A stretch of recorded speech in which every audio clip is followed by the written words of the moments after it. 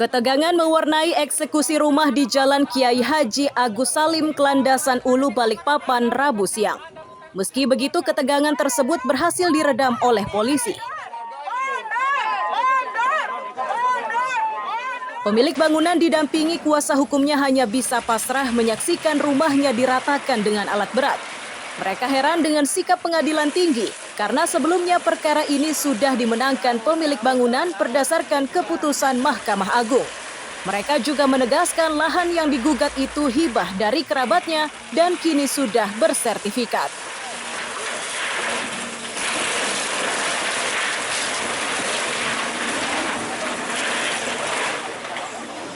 Jadi ada dua putusan yang berdiri masing-masing. Tetapi kalau bicara hukum, mungkin pakar hukum se-Indonesia saya harap bisa mendengar bahasa saya ini. Perkara yang sudah ingkrah tidak bisa diajukan upaya hukum lagi. Sementara tiba-tiba tanpa sepengetahuan Haji Abdul Hasan sebagai tergugat satu atau tergugat dua pada saat diadili dalam tahun 1990 yang tidak dihadiri oleh beliau, itu dimenangkan. Bagaimana kita mau bawakan putusan ini ke pengadilan tahun 1990 kalau undangan aja kita nggak hadiri? Kalau ada putusan ini, saya pastikan Nebis Idam, saya pastikan Hakim Pengadilan Negeri Balikpapan lebih bijak, tidak akan membuat putusan perstek. Saya yakini, pasti putusan akan ditolak berdasarkan Nebis Idam karena perkara sudah ingkrah. Begitu. Kecewa dan sedih dan terjolimi sekali dan hal eksekusi ini. Sebelumnya sudah ada pemberitahuan belum dapat sih? Ya ada. Ya kita kan sudah sama pengacara semua. Sudah dikuasa hukumkan ya? Kuasa hukumkan. Putusan Pengadilan Tinggi Kalimantan Timur di Samarinda nomor 98 per 1990. Panitera Pengadilan Negeri Balikpapan Munir Hamid menegaskan, eksekusi dilakukan setelah pemilik bangunan tidak melakukan perlawanan dan penolakan secara resmi. Bahkan upaya menghadirkan kedua belah pihak sudah dilakukannya. Ahli waris nomor 2F 1981 tanggal 7 Februari 1981. Surat keterangan fatwa ahli waris nomor 16 AW 1975 tanggal 20 Desember 1975. Nah, sampai detik ini belum ada juga perlawanan secara resmi yang diajukan oleh para yang keberatan terhadap objek ini. Kalau saya cerita dari awal mungkin terlalu panjang ya, karena ini prosesnya sudah bertahun-tahun aktifnya dari pemohon ini, dan juga orang saudara-saudara kita yang menempati tanah yang di dalam juga sudah kita panggil. Semua sudah koridor aturan-aturannya sudah.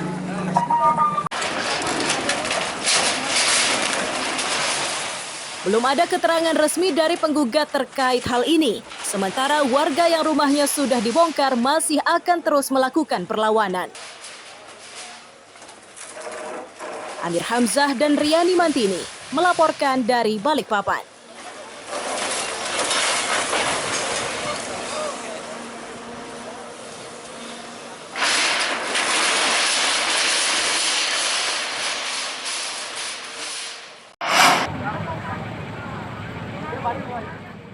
Tabrakan dengan melibatkan 3 mobil terjadi di jembatan flyover atau jembatan layang Samarinda Selasa malam. Peristiwa tersebut menyebabkan 2 mobil rusak berat, sedang 1 mobil lagi rusak ringan. Ada kecelakaan mobil. Kecelakaan bermula saat Innova bernomor polisi DB1168MF melaju dari arah Juanda menuju Awe Syahrani. Saat di tengah jembatan, mobil itu menyerempet bagian belakang mobil Terios hingga menyebabkan pengemudi kehilangan kendali dan masuk ke jalur sebelah. Di saat bersamaan, sebuah mobil melaju dari arah berlawanan menyebabkan tabrakan terjadi.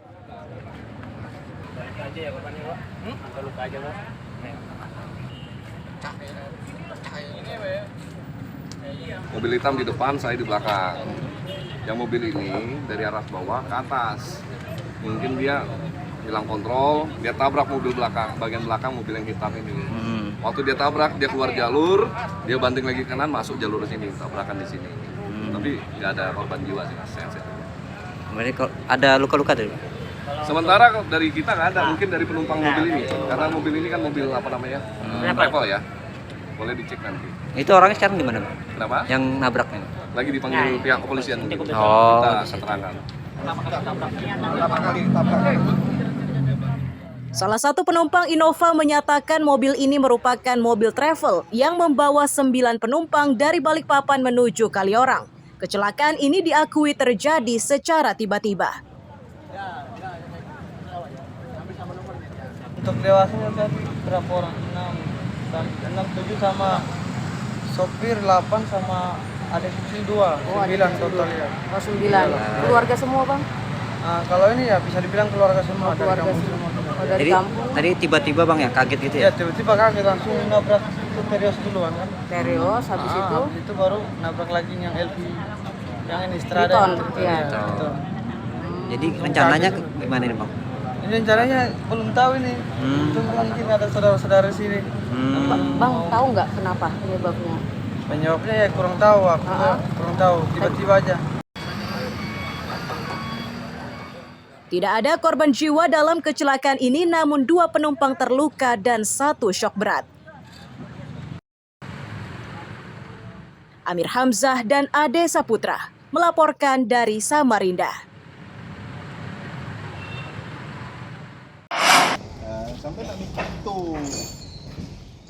Kedapatan mencuri uang dan perhiasan.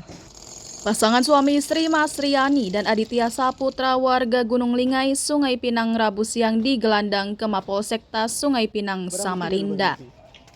Bersama keduanya disita koper berisi uang tunai 18,5 juta rupiah dan sejumlah perhiasan emas milik korban.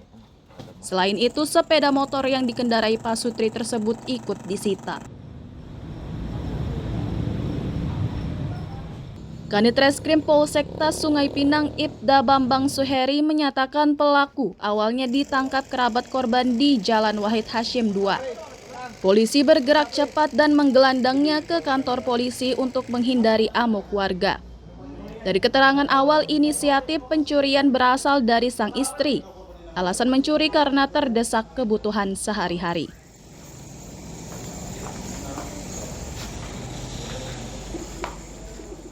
Seorang suami istri melakukan kegiatan pencurian, di mana yang lebih aktif melakukan pencurian adalah si istri dengan inisial M terhadap korbannya yang merupakan tetangga, di mana yang dilakukan sang istri atau pelaku dengan cara menggunakan pisau, kemudian mengetahui jika di dalam tas bag terdapat uang sejumlah 18 juta dan perhiasan emas. Atas ketahuan benda tersebut, si istri atau si pelaku melakukan upaya ingin menguasai barang-barang tersebut.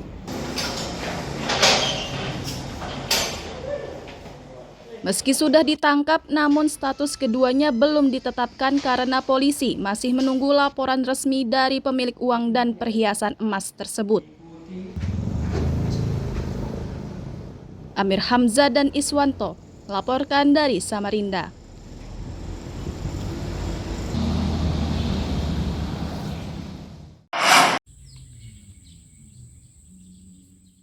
Tempat pembuangan akhir sampah di Bujangga, Kelurahan Bedungun, Tanjung Redep, Kabupaten Berau inilah yang dikeluhkan warga.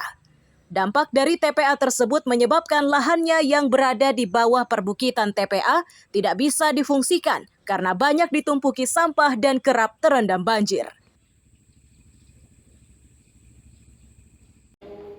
Merasa tidak nyaman, warga akhirnya mengadu ke DPRD. Mereka meminta DPRD bisa membantunya agar lahan miliknya bisa difungsikan. Mereka memastikan tidak akan menuntut ganti rugi, namun hanya minta agar lahannya bisa kembali ditanami seperti semula.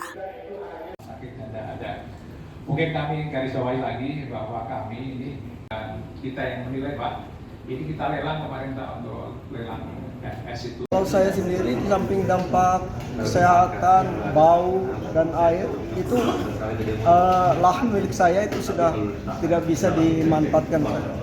Untuk apa-apa tidak bisa apa-apa. Pokoknya sudah rusak total lah, jadi kolam yang Sebelumnya apa? Sebelumnya tanaman apa Pak yang sempat ditanam di lokasi Bapak? Banyak dulu kelapa ada, ada langsat, ada pohon-pohon lain, dan pokoknya macam-macam adalah yang kita tanam. Sekarang tuntutan Bapak sebagai warga apa nih Pak kepada pemerintah atau bahkan?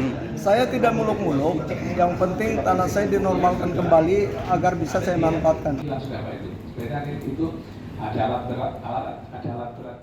Wakil Ketua Komisi 2 DPRD Berau Wendy Lijaya menyatakan penanganan TPA ini harus segera dilakukan oleh pemerintah kabupaten. Mekanisme penanganannya ia serahkan kepada Pemkab. Hasil rapat tadi ya ini ada wajib ada penanganan jangka pendek dan jangka panjang. Jangka pendeknya ini artinya kan perlu action DLHK ya. Nah, DLHK ini perlu action. Nanti juga kita akan membantu. Actionnya ini ya kita sarankan juga tadi sesuai dengan informasi dari Kadis bahwa mereka akan berkolaborasi dengan pihak swasta. Karena tadi seperti yang kita dengar tadi, alat berat di sana yang ready, yang bisa dipakai cuma 1 unit. Sedangkan total luas lahan tadi yang TPA kan kurang lebih tadi kita dengar 12 hektar. Untuk meringankan beban Pemkab, DPRD berjanji akan membantu pendanaan melalui anggaran perubahan. Amir Hamzah dan Miko Gusti melaporkan dari Kabupaten Berau.